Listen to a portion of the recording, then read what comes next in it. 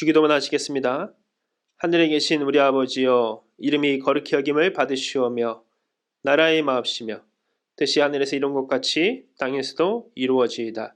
오늘날 우리에게 일용할 양식을 주옵시고 우리가 우리에게 죄 지은 자를 사하여 준 것 같이 우리 죄를 사하여 주옵시고 우리를 시험에 들게 하지 마옵시고 다만 악에서 구하옵소서. 내게 나라와 권세와 영광이 아버지께 영원히 있사옵나이다. 아멘. 오늘 함께 보실 하나님 말씀은 이사야서 22장 1절부터 14절까지 말씀입니다. 환상의 골짜기에 관한 경고라. 내가 지붕에 올라감은 어찌함인고 소란하며 떠들던 성 즐거워하던 고을이여, 너의 죽임을 당한 자들은 칼에 죽은 것이 아니요 전쟁에 사망한 것도 아니라 너희 관원들도 다 함께 도망하였다가 화를 벌이고 결박을 당하였고 너의 멀리 도망한 자들도 발견되어 다 함께 결박을 당하였도다. 그러므로 내가 말하노니 돌이켜 나를 보지 말지어다. 나는 슬피 통곡하겠노라. 내 딸 백성이 패망하였으므로 말미암아 나를 위로하려고 힘쓰지 말지니라. 환상의 골짜기에 주 만군의 여호와께로부터 이르는 소란과 발핀과 혼란의 날이여, 성벽의 무너짐과 산악에 사무쳐 부르짖는 소리로다. 엘람 사람은 화살통을 메었고 병거탄 자와 마병이 함께하였고 기르 사람은 방패를 드러냈으니 병거는 내 아름다운 골짜기에 가득하였고 마병은 성문에 정렬되었도다. 그가 유다에게 덮였던 것을 벗김에 그날에야 내가 숲을 곳간의 병기를 바라보았고 너희가 다윗의 성이 무너진 곳이 많은 것도 보며 너희가 아랫목에 물도 모으며 또 예루살렘의 가옥을 개수하여 그 가옥을 헐어 성벽을 견고하게도 하며 너희가 또 옛 모세의 물을 위하여 두 성벽 사이에 저수지를 만들었느니라. 그러나 너희가 이를 행하신 이를 앙망하지 아니하였고 이 일을 옛적부터 경영하신 이를 공경하지 아니하였느니라.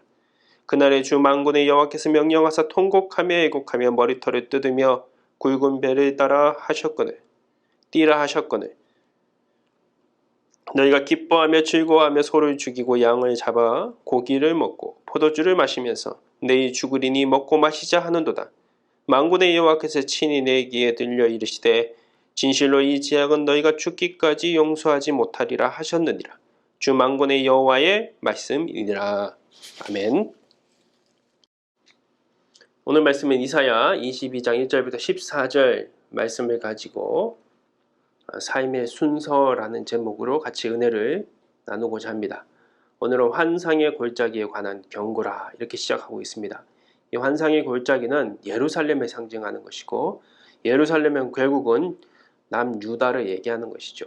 그리고 그 남유다에 임할 하나님의 심판을 얘기하고 있습니다. 하나님께서 예루살렘 멸망이 임할 것인데 그때 그들이 놓치고 있는 것이 무엇인지를 얘기하고 있습니다. 2절에 보십시오. 소란하며 떠들던 그리고 즐거움이 가득했던 그 성에 갑자기 죽음이 임할 것을 얘기하고 있습니다. 근데 중요한 것은 이 죽음의 이유를 오늘 본문을 읽어보면 죽임을 당한 자들은 칼에 죽은 것도 아니요 전쟁에 사망한 것도 아니니라. 칼이나 전쟁 때문에 죽은 것이 아니라고 얘기합니다. 무엇 때문에 죽은 것일까요? 그 실마리라는 본문에서는 쭉 읽다 보면 이야기하고 있습니다. 이건 잠깐 놔두고 오늘 예루살렘 멸망의 모습, 패망의 모습이 어땠을지 어떻게 될지에 대한 예언들을 한번 쭉 살펴보겠습니다. 4절을 보니까 예루살렘이 멸망할 것인데 슬프고 통곡이 넘칠 것이다. 위로가 없을 것이라고 얘기하고요. 또 5절에 보게 되면은 환상의 골짜기에 소란과 발핀과 혼란, 또 성벽이 무너질 것이라고 얘기합니다. 그리고 오늘 7절에 보게 되면 드디어 병거가 또 마병이 그곳에 가득하게 될 것이라고 그렇게 얘기합니다. 군사들이 쳐들어올 것을 얘기하는 것이죠. 이제 드디어 발등에 불이 떨어지게 됩니다. 그래서 8절부터 11절을 보게 되면은 이제 남유다가 어떻게 행할 것을 예언하고 있습니까? 발등에 불이 떨어지니까 전쟁 준비를 시작한다는 것이죠.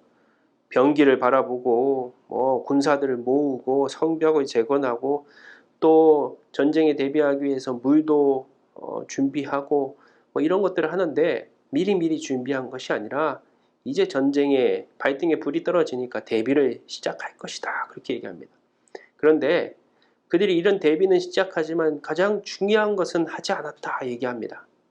그것이 무엇입니까? 아까 2절에서 얘기한 칼이나 전쟁으로 죽임을 당한 것이 아니라는 거기에 대한 해답이 여기에 있는 것이죠. 11절을 같이 읽어보겠습니다.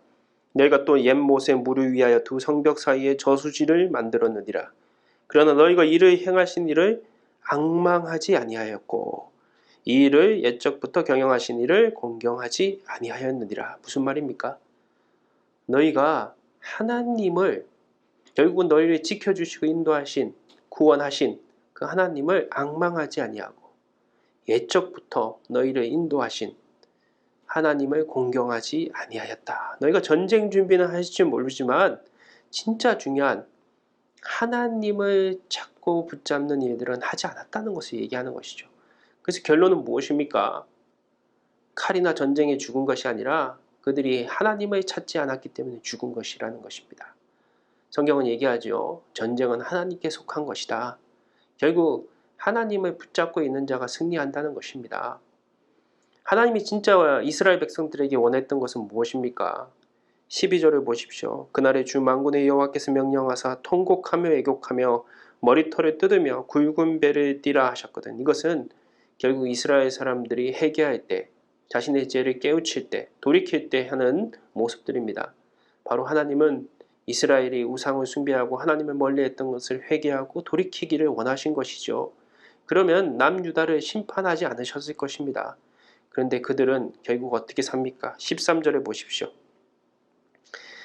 포도주를 마시며 양을 잡고 고기를 먹고 내일 죽으리니 먹고 마시자.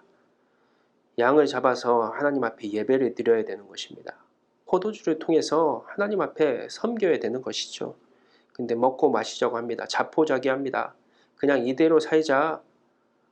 결국은 하나님 앞에 진정한 예배가 없었다는 것이죠. 하나님을 찾지 않았다는 것입니다.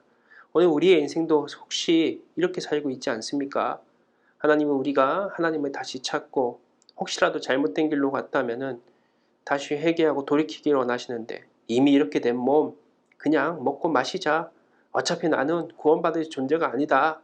그냥 이렇게 세상 사람들처럼 살아도 아무 일도 일어나지 않는데 하면서 그냥 먹고 마시자 자포자기하고 살지 않는가 살펴봐야 된다는 것이죠.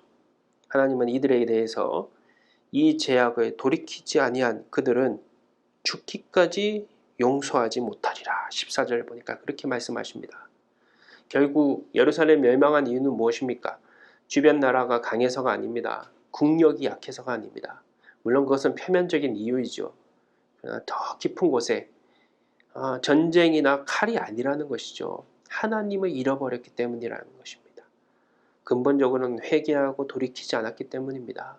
그래서 하나님의 심판을 받은 것입니다. 모든 것에선 순서가 있습니다. 인간은 그냥 육적인 존재가 아니죠. 먹고 마시는 걸로 끝나는 것이 아니라 생각하는 존재입니다. 그리고 영혼을 갈망하는 존재입니다. 결국은 영적 존재라는 것이죠. 하나님이 그렇게 만들어 버리셨습니다. 그래서 성경은 뭐라고 얘기합니까? 가장 중요한 우리가 유명한 구절 중에 이 말씀이 있지 않습니까? 사랑하는 자여 내 영혼이 잘된 같이 내가 범사에 잘되고 강건하기를 내가 강구하노라. 영혼이 잘돼야 모든 것이 잘되고 강건하게 된다는 것입니다. 우선순위가 있는 것이죠. 그런즉 너희는 먼저 그의 나라와 그의 의를 구하라. 그리하면 이 모든 것을 너희에게 더하시리라. 하나님을 먼저 찾는 자, 그 우선순위를 세운 자는 결국은 하나님께서 그 모든 것을 인도하신다는 것입니다. 예전에 어떤 사람이 썼던 글을 읽은 적이 있습니다. 큰 돌, 또 작은 돌, 모래가 있는데 이것을 한 그릇에 담는 법. 그래서 어떤 사람들에게 문제를 했더니 어떤 사람은 뭐 큰 돌부터 넣기도 하고요. 작은 돌부터 넣기도 하고요. 모래부터 넣기도 하는데 결국은 어떤 사람이 이것을 다 넣게 됩니까? 모래부터 넣어서는 큰 돌을 넣을 수가 없는 것이죠. 큰 돌을 넣고 그 큰 돌 사이사이에 작은 돌이 들어가고 그 또 작은 돌이 들어간 그 사이사이에 모래가 들어갔을 때 결국은 한 그릇에 이 모든 것이 들어갈 수 있었다. 그것이 보여주는 것은 모든 것에는 순서가 있다는 것이죠. 하나님이 우리에게 원하시는 순서가 무엇입니까? 하나님은 먼저 우리가 하나님 앞에 돌아오는 것입니다. 하나님을 찾는 것입니다. 우리가 잃어버린 기쁨과 감사와 은혜를 다시 기억하는 것입니다. 그리고 하나님께서 주신 이 삶 가운데 상황과 조건이 아닌 우리가 이 하나님을 먼저 찾는 믿음으로 말미암아 이 상황과 조건을 뚫고 지나가는 결국은 형통한 그 삶을 살기를 원하신다는 것이죠. 남유다가 망한 이유 칼이나 전쟁이 아닙니다. 오늘 우리가 혹시라도 망하는 이유, 잘못되는 이유, 하나님의 심판에서 벗어나지 못하는 이유가 무엇입니까? 외부의 상황과 조건이 아니라는 것입니다. 내 안에 먼저 시작돼야 될 문제가 있습니다. 하나님을 지금 붙잡고 있는가? 그 우선순위를 세우고 영적인 싸움 가운데 이기고 있는가? 이 코로나가 우리를 하나님부터 멀어지게 하려고 하는 외부적인 조건이라면은 오늘 내 안에서 예배, 말씀, 기도를 붙잡으려고 하는 영적인 싸움이 있다면은 그것은 나를 무너뜨린 조건이 아니라 더 하나님 앞에 가까이 가는 조건이 된다는 것입니다. 오늘 이 말씀을 통해서 결국은 삶의 우선순위 하나님 앞에 먼저 주님을 붙잡고 잘못함을 회개하고 결국은 이 상황과 조건이 아닌 하나님의 인도하신 가운데 뚫고 지나가는 귀한 은혜가 있으시기를 주님의 이름으로 기도하겠습니다. 하나님, 오늘 예루살렘 결국은 이 환상의 골짜기 남유다가 멸망한 이유는 외부의 나라가 강대하고 또 우리가 약해서가 아닙니다. 그것은 표면적인 이유고 눈에 보이는 이유입니다. 그 가장 근본적인 이유는 결국은 하나님을 찾지 않았기 때문입니다. 주님 앞에 우선순위를 세우지 않았기 때문입니다. 회개하고 돌이키지 않았기 때문입니다. 하나님이 나의 삶 가운데 가장 좋은 길로 이끄신다는 사실들을 놓치고 있었기 때문입니다. 오늘 그 믿음을 가지게 하여 주시옵소서. 잘못된 길에 돌이키게 하여 주시옵소서. 결국은 이 상황과 조건이 아닌 결국은 주님으로 인해서 우리의 삶이 결정됨을 기억하게 하시다. 먼저 그의 나라와 그의 의를 구하는 자에게 더하여 주시는 하나님의 놀라운 은혜들을 만나는 그것이 간증이 되는 복된 삶이 될 수 있도록 인도하여 주시옵소서. 모든 우리 주님 예수님의 이름으로 기도드립니다. 아멘.